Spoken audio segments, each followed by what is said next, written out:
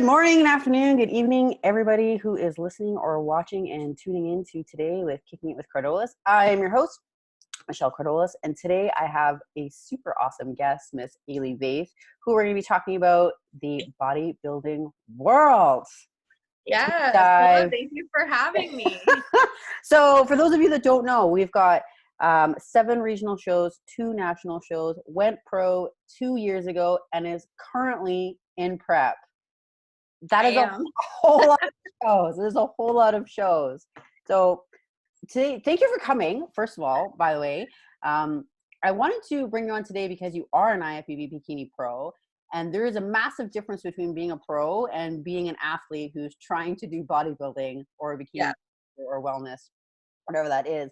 And so being in the NPC and being, pro status and going through that journey, all the pluses, all of the minuses, all the struggles, and all the victories, I feel like you could provide a really interesting insight to people that are listening or that are watching when this goes up into YouTube, just about what actually entails a prep and what happens in behind the scenes. So tell Oh, me, for sure. tell me about you.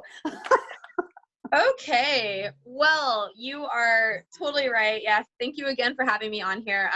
There's a huge difference between NPC or the amateur level to a pro level, and even once you turn pro, there are a lot of not necessarily road bumps, but obstacles you have to overcome once you get to that point.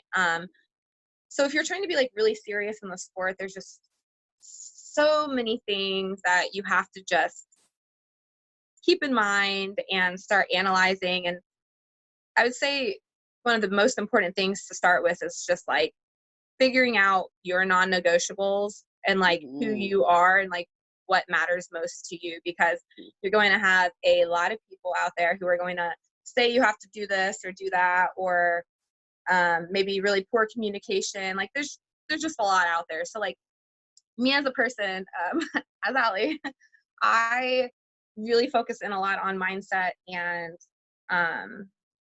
stuff that incorporates building a better like daily schedule and bringing me up, because like being good at getting your food down and working out is like obviously part of life. Like if you want to be a bodybuilder, you have to have those things down. So the next step to that is actually building yourself up, because going through this process, it's changed me in a lot of ways, and it's made me a lot stronger in a lot of ways. But I've also watched a lot of people around me like dissolve because of it. Well, And I'm gonna ask you a question here just to interject. So as somebody who started bodybuilding, you've done numerous shows. When you first started, and I think this applies to a lot of people who are scrolling Instagram, scrolling Facebook, seeing all these competitors, photo shoots and their journey and their vlogs about, being on point in prep life, prep diaries. As somebody who is starting out in health and fitness and seeing all of these people that are actually competitors, do you think how do you bridge the gap? So, obviously there's a difference between being somebody who just I want to get control of my health. I want to get fit. Like, holy shit, these people look amazing and sculpted and like fantastic on stage. I want to do that. And you and I know as coaches, because for those of you that don't know, Ally is a prep coach. So she will prep you if you want to go and compete into a show. But I'm curious your viewpoint or your standpoint on somebody that's, a quote unquote average Joe. I want to do a show. Tell me about that.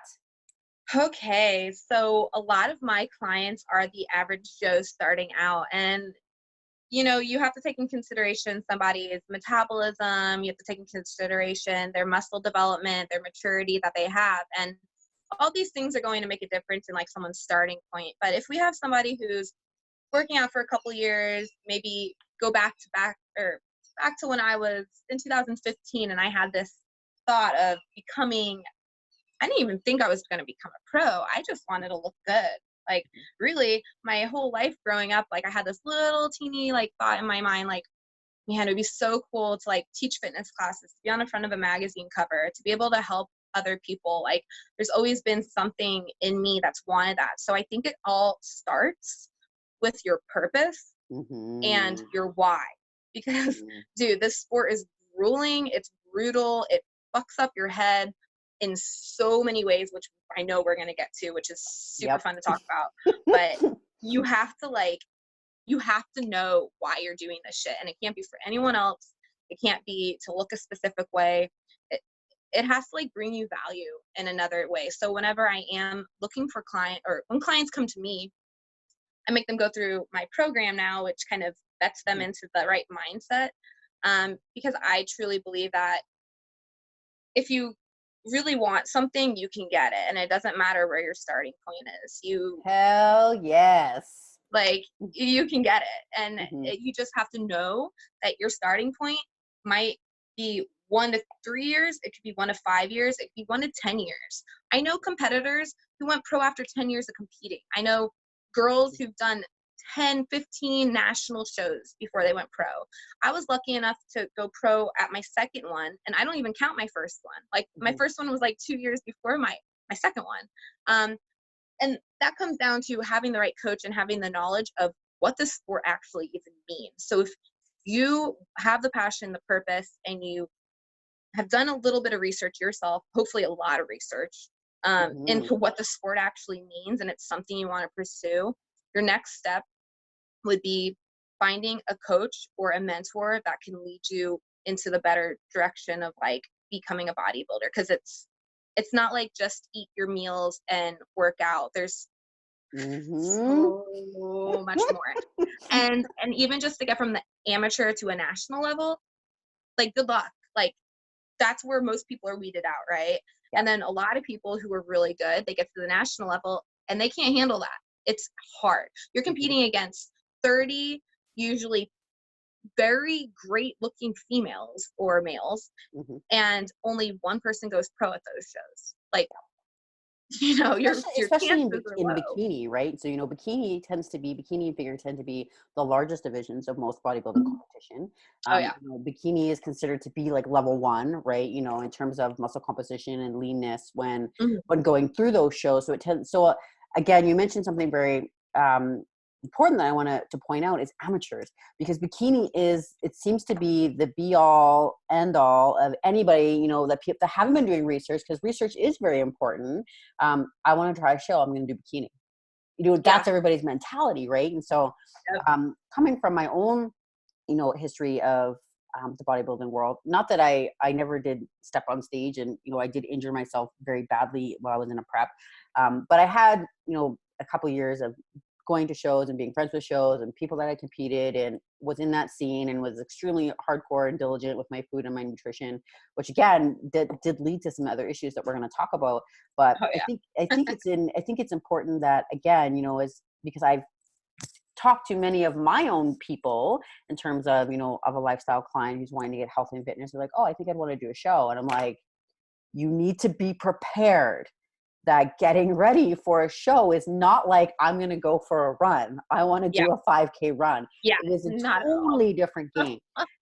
You said something else really important too that I'd love for you to talk on, is knowing your purpose and why you want to do the show. So I want to ask you this, as somebody who has competed and has competed numerous times, and as somebody who has coached people, and I'm just going to put in here that everybody you've ever coached for a show is always placed top 5. Yep. I want to point that out there. For the people that say, I want to do a show for the journey, do you believe it? Do you buy into it? What are your thoughts on that? So the whole point of a journey is to learn and grow as you go through it, and to acquire those skills and the mindset, and eventually get to the landing point. But that point seems very far away when you're in the world of bodybuilding, and once you get there, it's not always what you thought it would be, especially if you're doing it for a different reason. That's not like truly your purpose. You have to be able to connect it to a lot of things. And for me, it's transformed over time. Like, I did not start this in 2015 when I started working out again harder. Like, I've always worked out my whole life, but it took some time, you know. And in 2015, when I was like, hey, I want to go after something, I'm going to start competing.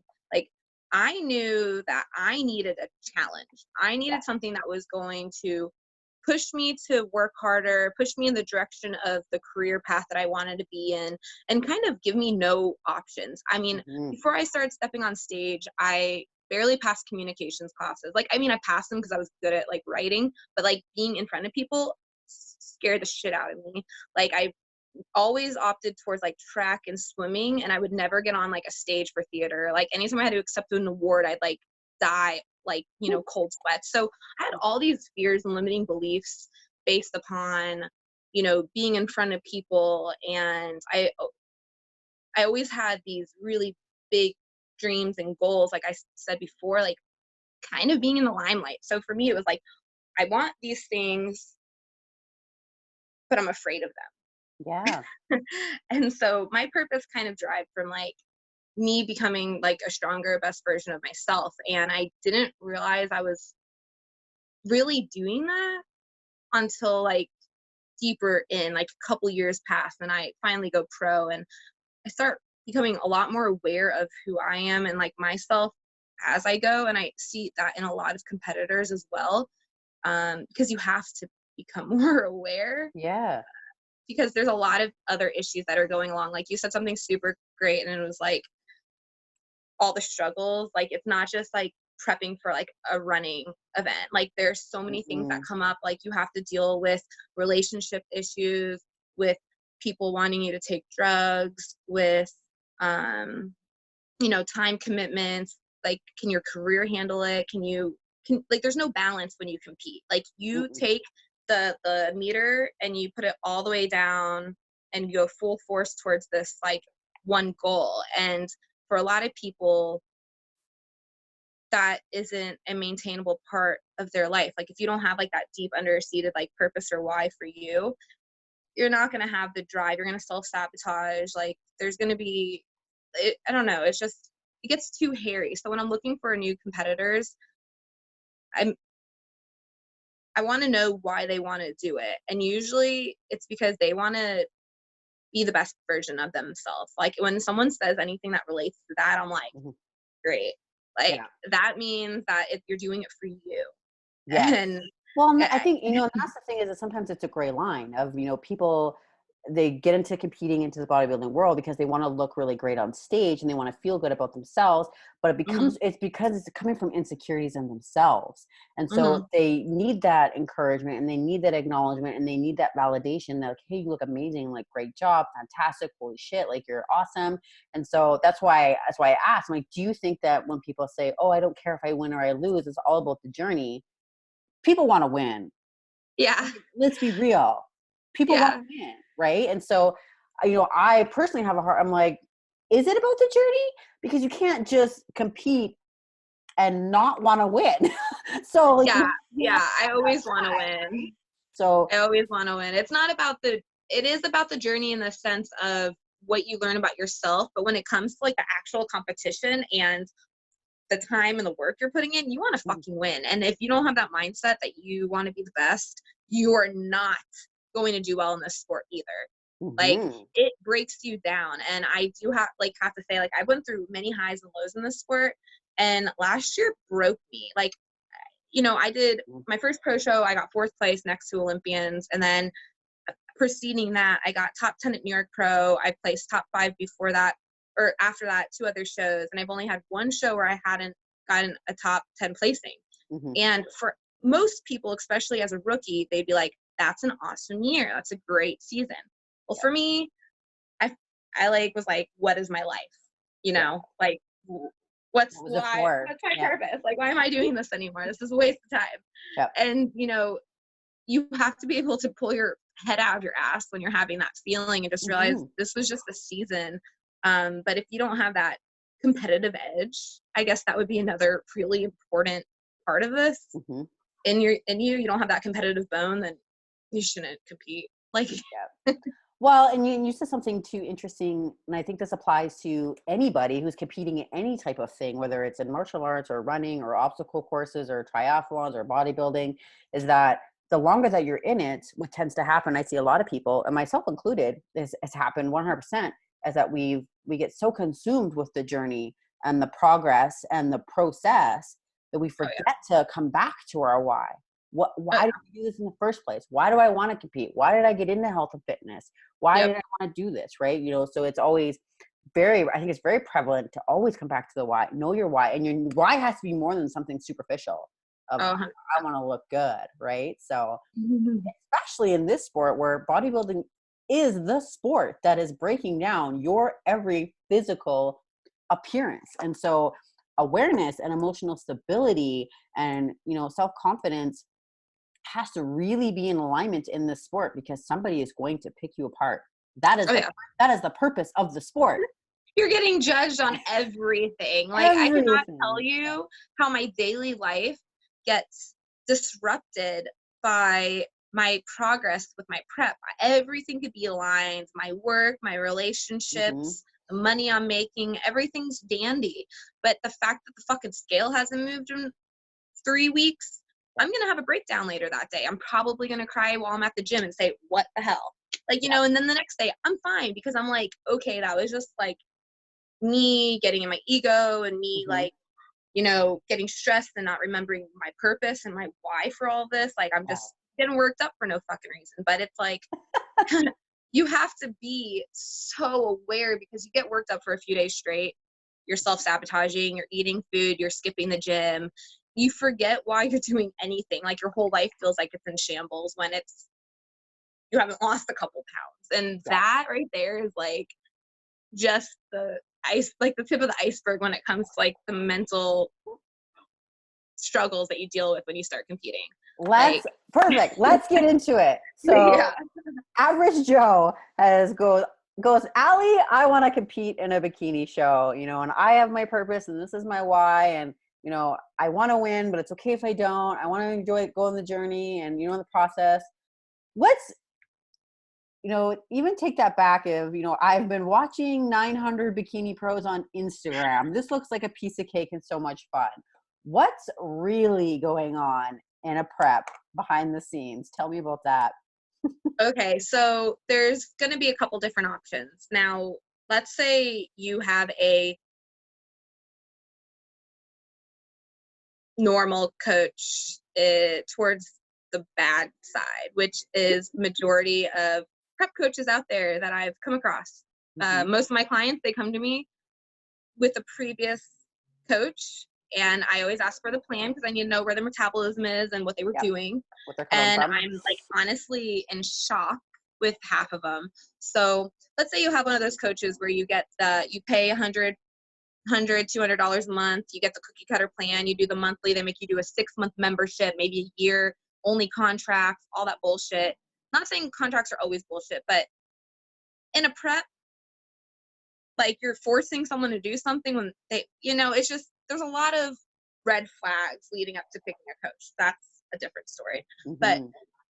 let's say you have a normal coach, you're gonna have to realize that if you haven't already adopted a balanced lifestyle, as in you are eating your normal meal preps, you're very good at cooking every single day / every 4 days. So you're meal prepping your fucking life. Like, you're bringing your food with you to the restaurant. You're bringing your food with you to work. You're bringing your food with you post-workout. You're not going out to eat. You're not going to places. You're saying no to friends and social times. You have to overcome your fears and your struggles of alcohol or any type of food addiction, because you can't be around those things when you're in prep if you have any type of weird feeling towards it.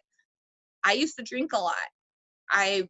If you give me a shot and I'm on prep, I'll binge drink the whole night. Mm-hmm. I didn't drink for, I think, 4 months straight whenever I went pro. Like, I had to give it up. Mm-hmm. So you start thinking of all these little things that you normally do that now you're just giving up in your life, and you don't have to.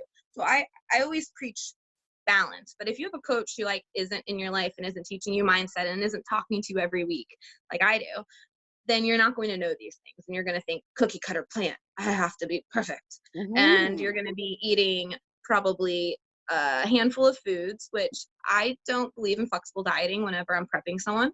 Mm-hmm. But I also don't give people, here's your egg whites, almonds, and asparagus Chicken. meals. And chicken. Yeah, for every fucking meal. So I just want to point that out because that's a really big difference that people need to be aware of, and they need to be aware of going into it. Is to the mindset is that this is not flexible eating.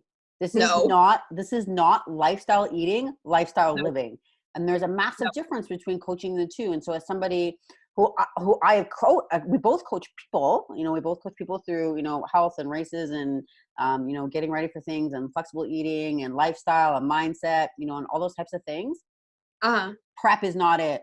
Flexible goes out the window. But the way that you coach, there is some options. Yes, definitely. Yes. And that's going to be a difference, but you have to be aware that like most coaches out there, unless you are very specific with who you choose and you vet them through a questionnaire process, you're going to get kind of stuck with probably not the best coach.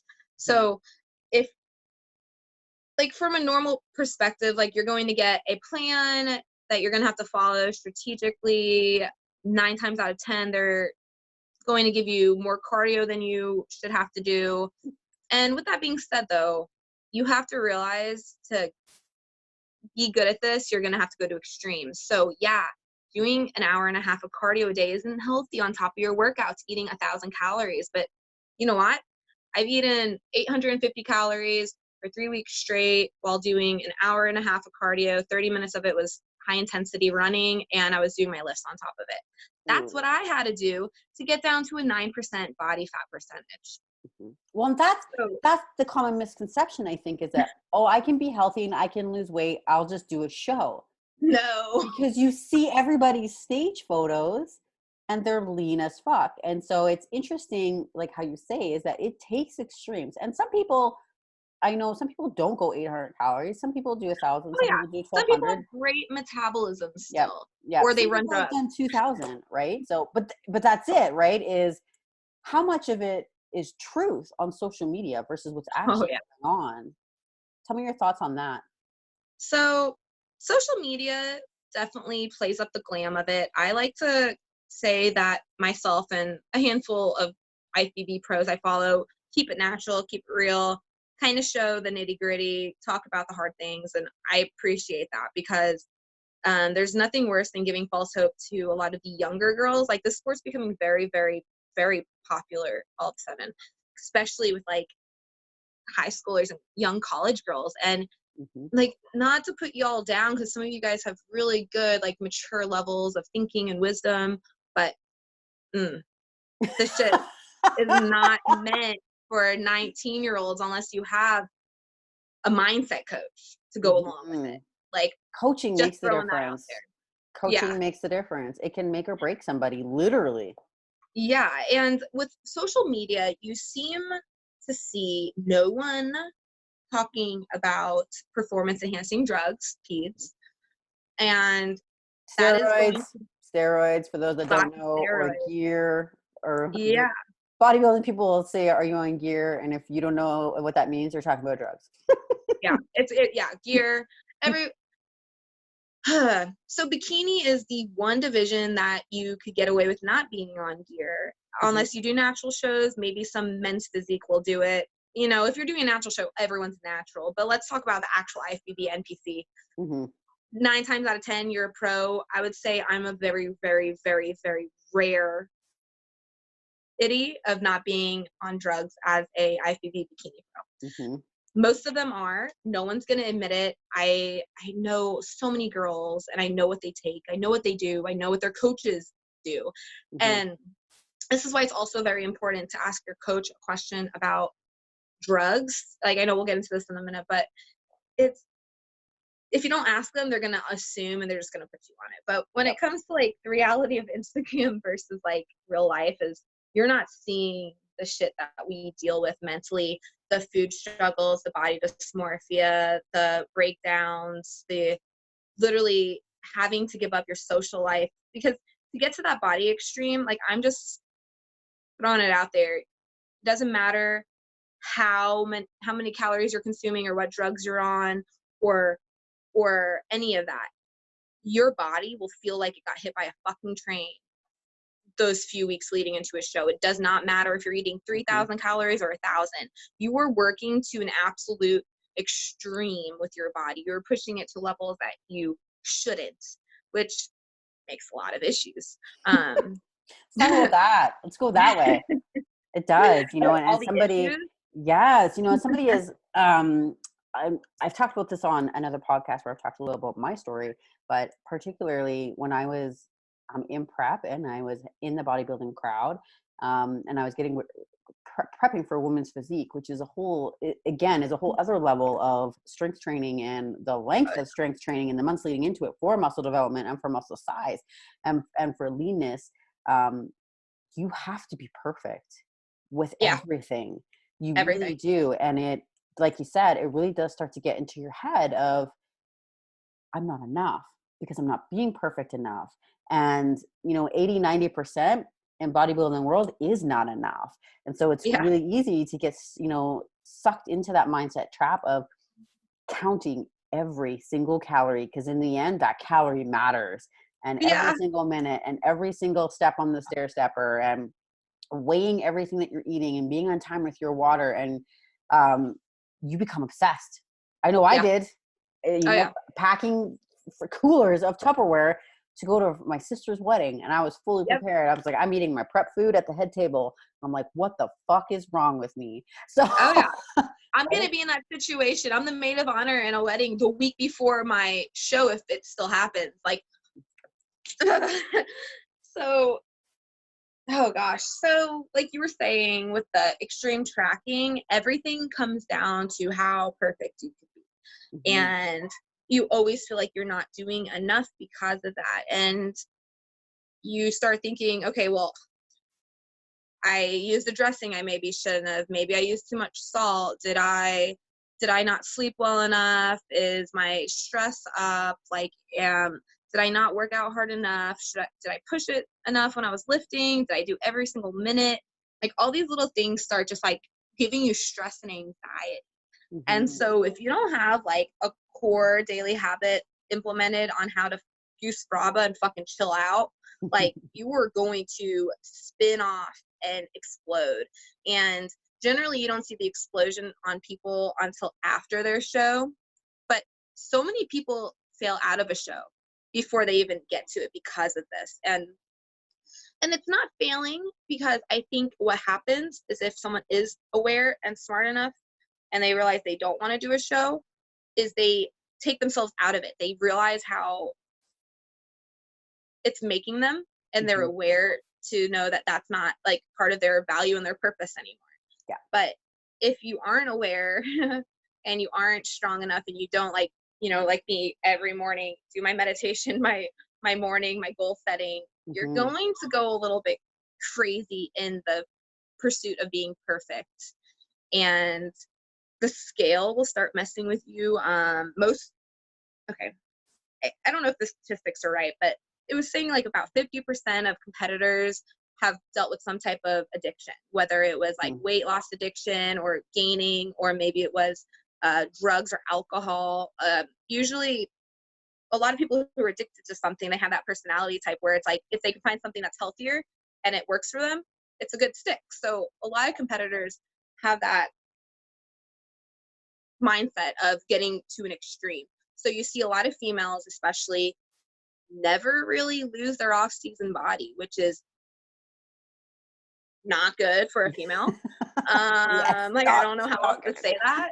Of course you can say that. It's very hard. Logically, prep is hard on your body. It's extremely hard on your body. And to maintain that year round is like chemically and like hormonally and metabolically is like catastrophic on your body to maintain that year round. Oh yeah, it's a little scary. And you, coming out of a show or even leading into it, you create a body dysmorphia. I made a really cool post one time, and it was just showing a picture of me, and I was bent over, I was brushing my teeth, and my boyfriend was like, don't move, like, your back looks like the alien. Like, and I was like, oh, cool. So he takes a picture of it, and I'm like, damn, that's a little sick. And didn't really think anything of it. But then I was looking back at pictures not too long ago thinking, man, like, I miss being lean. Like, look how fucking disgustingly skinny I was for this show. Like, because that is the thing. When you see me in real life right before a show, you would think that I was probably like in a hospital for anorexia. That's how disgustingly skinny I get. Like I look like I'm dying, like with muscle. Like there's, I don't know how else to explain it. Your eyes tend to sink in. They get very black usually. Like I know people the last 2 weeks, especially the week out. Oh man. Oh yeah, like so bad. Prep brain literally is a thing. Like you are brain dead. You shouldn't be driving. You have to have somebody with you. You need somebody to help you with your food. Like you cannot think. Yeah, I can't explain to you how many times I've broken down crying because my water ran out or my food supply ran out after 2.5 hours. Like it's like a clock. Once you don't get food and you're in that big of a deficit, and like your brain starts playing so many games on you. So like mentally it messes you up with like your regulation of like emotions. And that's another issue. It's back to the body dysmorphia. You don't realize how small you're getting, and then when you start gaining weight, you think you're way bigger than you are. Like I always joke that I'm like my fat right now, but like I know I look fine. Like, but when I'm reversing up and I'm going through the weight gain and seeing the number go up and the weight gain and seeing how clothes are not fitting right, I'm not gonna opt to wear a crop top, even though I know I look good. Why, like, I don't take pictures on the beach with my abs out, even though I could, and people would still be like, "Oh, you look great." Not to me. Like, you start creating all these like fake, horrible guidelines and I don't know, just like beliefs in your head by going through such a grueling process, like things that you didn't think or feel before. Absolutely. So 2 things I want to touch on, and we kind of briefly talked about it, is performance enhancing drugs, steroids here. So I think it is, very, very prevalent in the bodybuilding world, unless you're competing at a natural show. Most natural shows are drug tested. I know they are in Canada. I'm sure they are in the States too. If you're doing an actual natural IFBB show, pro show, most people are on them. You don't need to be, especially at bikini. And again, you touched on something really important. It's coaching. You need to have a conversation with your coach up front of what you're willing to take, what you're willing not to take, what you're willing to do, how far you're willing to go. And the one thing I think that's really important about this and this topic in general is that it's not a fix. It's not a fix. And I think a lot of people in this industry, I think a lot of people, if you're not in this industry, see people in the industry taking drugs and like, oh, well, they're that lean because they take drugs. Oh, they're that strong because they take drugs. And it's, and I, in complete transparency, when I was very first getting into the bodybuilding world, I 100% was like, I'm never taking drugs. That's cheating. And like, they makes them so much bigger and they're so much leaner. And until I knew and went through more fitness training myself and went through bodybuilding and new bodybuilding friends and had an actual prep coach, I had no idea that it's not a fix. And if you don't bust your ass in the gym, and if you're not on point with your nutrition and you're not in constant communication with your coach, you can take all the fucking drugs you want and it is not going to save your ass. Yep. So tell me about that, your thoughts on that. Yeah, so I, like you, I have no qualms with peds, like whatever. If you're running gear, I mean, that's part of the sport. So I do think that like I get frustrated when people talk shit about it because it's part of the sport. Like I don't know what people don't get about that. They'll get angry or upset, or like you were saying, when you first start, you don't understand it. So like you think it's cheating, which yeah, I guess it kind of is. Like if you're natural and you don't have it, like maybe you're cheating slightly, but at the same time, you're really not, because like you were saying before, just because you're taking a drug does not mean you'll put on any mass. If you give a man who doesn't work out steroids and he continues to not work out and not eat, you will not see him change at all. Nothing will change. He will look the exact same. He might lose some weight because his metabolism sped up, but cool. Like maybe he put on a pound of muscle just because his body's like, hey, you lifted a can of soup today, great.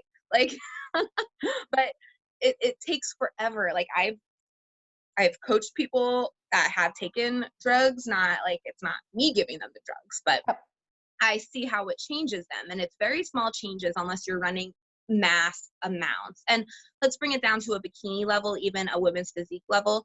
You're not trying to become a man. Like I've been lifting very hard for 5 years, never messed around with like those type of drugs, like the steroids. And this is as big as I've gotten. So that's a huge misconception that females get large. Females I've been only trying to get get large. large forever.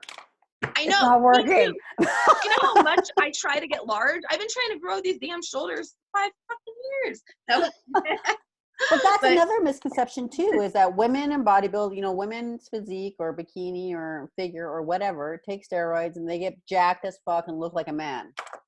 yeah. I wish. Yeah, they wish. The bodybuilders who look like men, just throwing this out there, are running so many drugs that there's no way they're having children. They have like man penis or female penises, and they have like man voices and lots of other issues going on with their body. They're not functioning as a female really anymore. And they have been training hard for like and 30 years. Consistently. Well, some of them have only been training for 5 years, but that is their life. That is their life, is training and eating, prep, show, Drugs. train, eat, prep, show, train. That's their life, right? So all they do.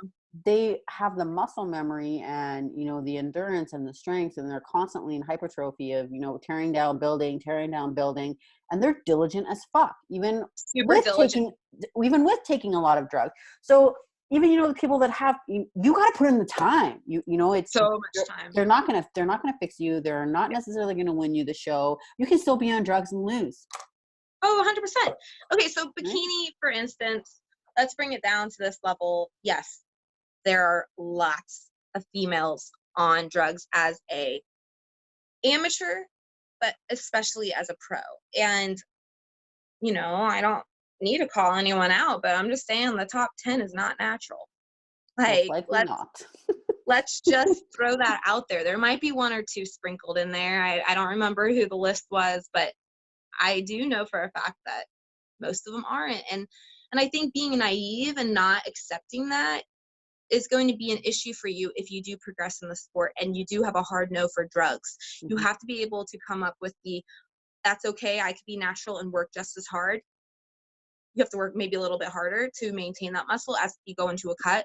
But it's possible. Like, it is possible, just like you did. Yeah, I mean, I went pro natural, and I also went pro without a full bling bikini. You can break the rules, like. But, you know, again, that comes down to really good coaching, right? And so, you know, having your experience and gone through it and showing what's possible and how to do it, and having, you know, and having the mental struggle and going through body dysmorphia, you know, all of these challenges and tribulations, and having won shows and getting your pro card and now being able to help others down this bikini path. This brings me to my next question. What good came out of it? Why do you compete? Why would you help other people compete? Yeah, that's interesting.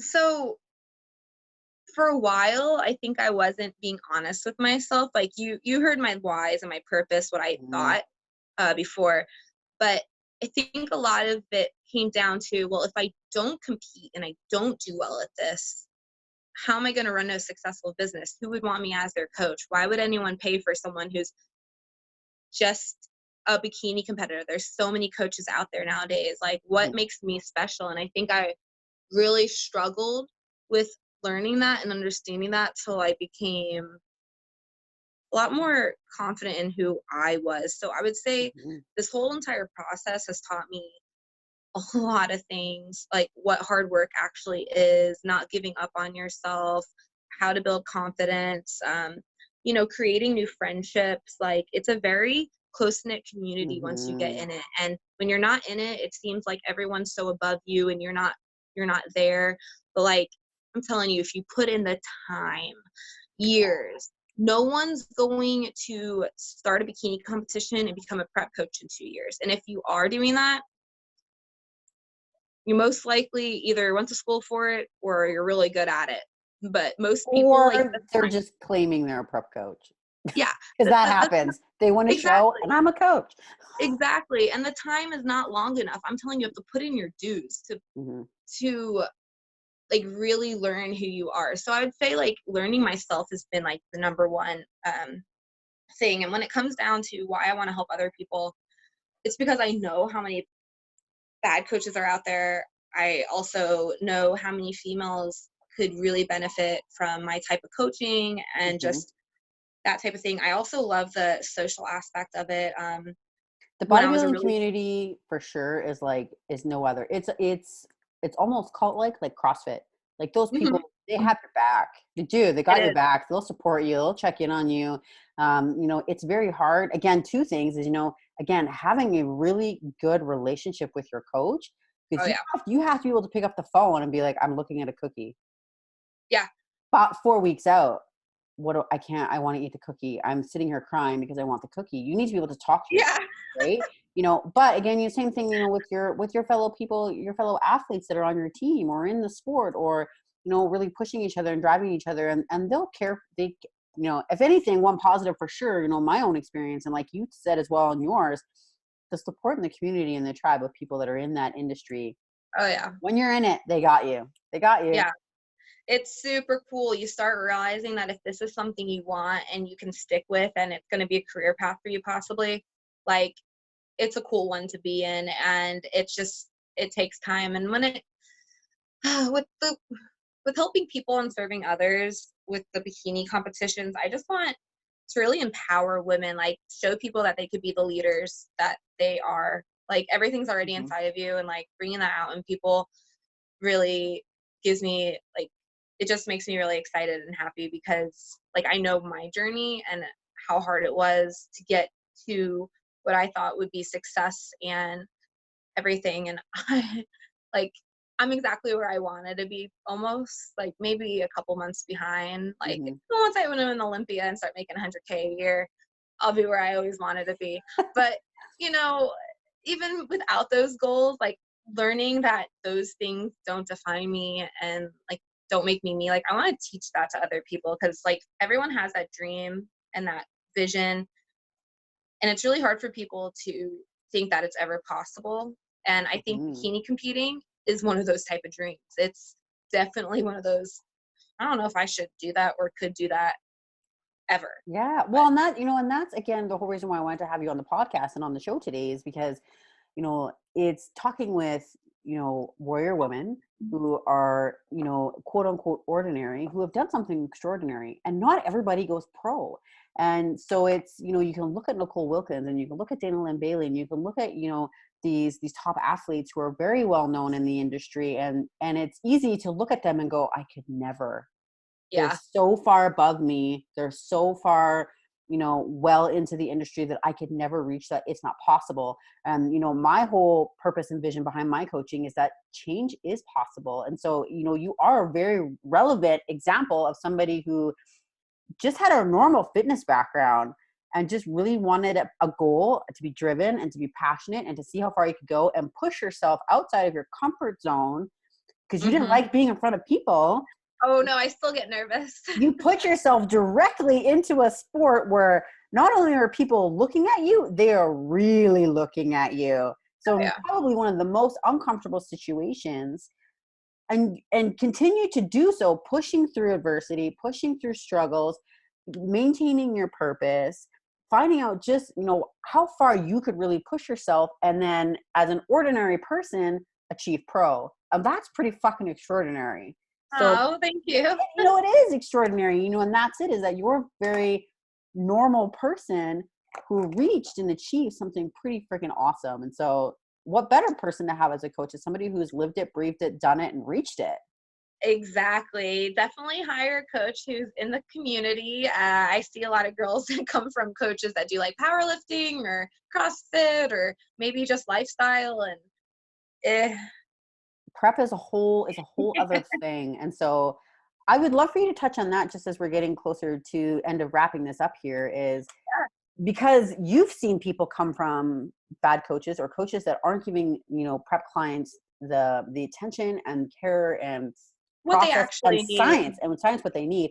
And I have definitely seen my fair share of coaches when I went through my bodybuilding experience of like, are you fucking kidding me? Because prep is a whole other level. Yeah. What do you think if you could tell your top 3 things that you would tell somebody as somebody who wants to compete and is looking for a prep coach, your top 3 things that they need to look for. So once you have your guidelines in your head kind of figured out and what your non-negotiables are, you need to ask. I think the first and utmost one would be about performance enhancing drugs, because certain coaches won't accept you if you're not okay with it.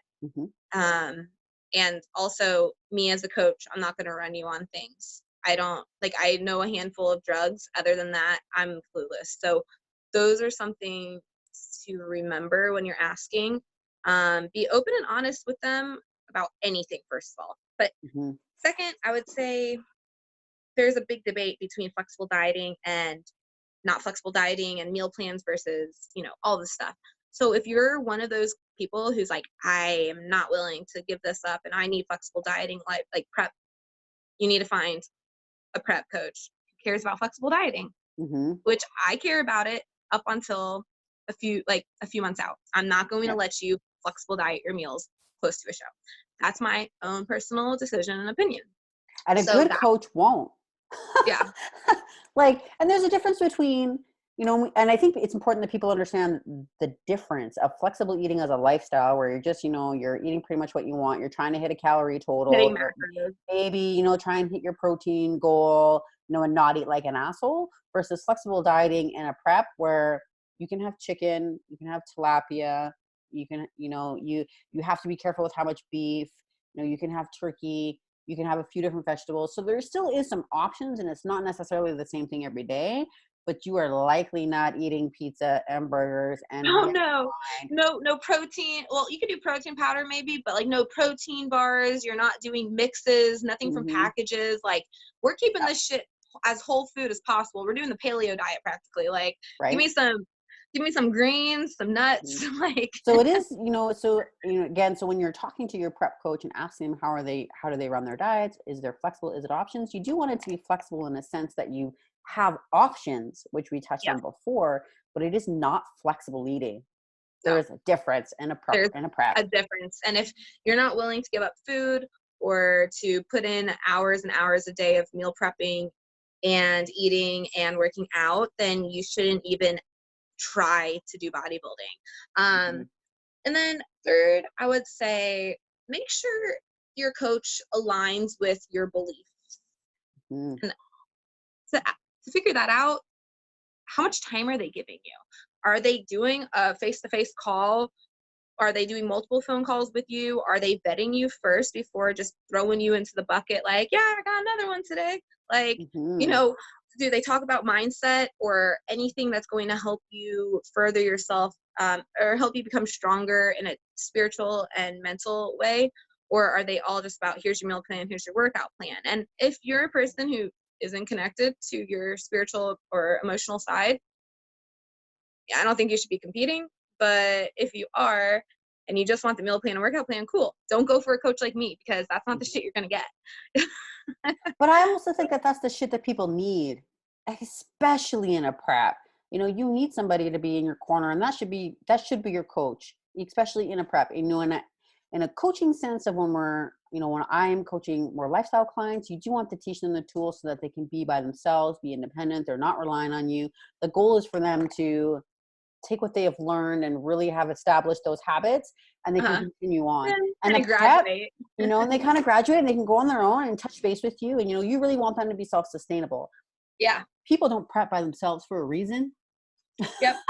I have a coach for a reason. Are you joking? I would go insane by now. I'd be like, I'm cutting all my food. Right. But, and the mindset component of it is what I think a lot of bodybuilding coaches are lacking. And that's what really stands apart. The ones that are really good, how's your emotional state? How is your sleep? How is your digestion? When did you get your period? Especially as a woman, right? Dude, you How need is to your know. cycle? You need to know. And so it really needs to be more than somebody I've done 2 shows. Here's your meal plan. I can now prep you. You really need to understand the components of the mind and the heart alignment as well. Because like you said, you're going to have those days where you're crying and you're broken down and you really need to connect to your why. And the more you diet and the closer you get to show, the harder it is for you to do that by yourself, that you really need a coach like you who focuses on the 100%. mindset, focuses on the emotional, focuses on, I firmly believe you are one of the few that are a heart-centered and heart-leading coach. So you're gonna ask them, how are they feeling? What are they going through? How can I help you? And support them through that time. Uh-huh. So, a great prep coach will push your show, will say, no, you're not ready. Yep. Right. Yep. And, you need to have that real conversation, I think, when you're researching too, because when you send in your pictures and you see where you're starting from, no, what does your coach say? Yeah, no problem. You got it. Sometimes. Yeah. Are they telling you that you can do a show in 6 months? Because I'm just letting you know now, unless you look kind of like my level of leanness right now, and they're telling you could do a show in 6 months and you've barely worked out before, like literally hang up the phone. And one thing you kind of almost talked about that sparked an interest was people listening, but like females versus male coaches, like Mhm. there's a difference in many ways when it comes to bikini competitions. Mhm. But, are you going to call your man coach up and talk to him about why you're crying and like how you're constipated and your period hasn't came yet? And maybe your boyfriend was like bitching you out and now you're having a bad day and you want to binge eat. Like, Mhm. no, I don't think so. So those are things you have to think Yeah. about. Are you comfortable again, right? Having that, some females have a very successful career sticking with their coach who is a man. But Oh, again, 100%. because they bring that mindset, they bring that support, they have that knowledge, they have that experience, they've been through it and they've coached many other people through it, right? Experience Yep. really matters. And Yep. it's more than a plan. And I've Yeah. said the same thing about a life, being a mindset and a life coach that specializes in fitness and nutrition myself as well. I tell everybody that, like, well, I just need a meal plan. I'm like, I'm not the coach for you. It's more than a Yep. plan, and a prep, especially a prep. It's all about the plan and then some, right? Yeah. It's all about the plan. And then I think that people forget and then some. And That then part some. And a matters. lot. And a That part lot matters. some. Mm-hmm. What would Yeah. you If say? you're Oh, go ahead. oh, Sorry. sorry, I was gonna say if your coach isn't a phone call away, then that's not the coach for you. Mm-hmm. What would you say has been the biggest positive thing that has come out of your bodybuilding career thus far? I'd say, huh. You can name more than one. Maybe my coaching business, Mm-hmm. because it's led me to figure out my passion and my purpose a lot more than I probably would have before, or maybe ever, if I Mm-hmm. never took this road. So like a little background history on me. I know I just dived into it, but I went to school for exercise science, thought I was going to be a nurse, switched majors, graduated with that, was like, what the hell am I supposed to do with exercise science? And I went to school so I could do either sports performance in my internship, or my heart was in cardiac rehab, pulmonary rehab. I thought it was cool, fun, whatever. Great job. But this little bird in my head was like always telling me like, this isn't what you're meant for. You're meant to do more. You're meant to work for yourself. Like all these little things. So I think competing and going down this path is just giving me like that passion, that purpose, and help me find it, what I was truly like meant to do, at least for this season of my life. Mm-hmm. Which, yeah, um, it's probably helped me analyze people better. So obviously my environment and my friends and relationships are a little bit stronger through the preps. Because if you made it with Mm-hmm. me through my first couple preps, you know, You survived. you're you win. You can still be my friend, or do you want to be my friend still? That's the question. Right? Um, so I would say that just like the little skills and things I've acquired along the way, but the relationships that I've built and my career has been like the reward for me. Being able to Mm-hmm. know how I can serve other people and actually understand it finally for the first time in my life. That's Pretty cool. awesome. It's Yeah. exciting. What would you say would be your one recommendation for anybody that's thinking right now I want to get fit, I want to get healthy, I think I want to do a show, what would be your one question that you would have them ask themselves to know if they're actually ready to do this journey? Think of your favorite thing that you like to do that isn't related to like lifting and ask yourself, are you willing to give that up for 3 months? 3, 4, 5, depending. Yeah. Yeah. Like, I mean, and it could be anything. It could be drinking. Maybe you like to hike all, like, there's certain things that you can incorporate. You can still go out and walk and hike and enjoy yourself and go to events, but you really can't do that much close to a show. You can nitpick. So you can do something maybe once a week, or maybe every couple weeks you can get away. Maybe once a month you can go to a big event that's going to be hard on your body. But would you say it's then, are you willing to give up things short term for the long term goal? yeah, that's a good question. I'm really bad at making questions. But that's what I think that's what you're saying though, is, the things that you love to do, or the things that you're maybe doing regularly in your life right now, if competing and being in a show is important to you and is your vision and your goal, are there things that you're willing to give up right now? Yep. So that you can reach that goal and go along this journey. That doesn't mean you have to Yeah, give it you up have for to be life. aware. There's different seasons. So you have to be able to differentiate a season, that mindset you need to push, and when it's time to pull and change your mindset again. And if you're not ready to do those type of things and be really serious and committed, don't put yourself through this. There's no point. What is the point of competing? Like, really, like, ask yourself what the point is. Yeah, I love that. Well, thank you so much for being on my podcast and being on my show today. There's a ton of valuable information in here, especially for anybody who's thinking about competing, who's wanted to compete. It's just maybe their idea and their impression of competing is just everything that they see on Instagram, which, as we know from today, is not necessarily all of the case. No. You can meet some really great people. You can create a really great tribe. You can really push yourself and see what your body is actually capable of, and you really can accomplish some amazing shit.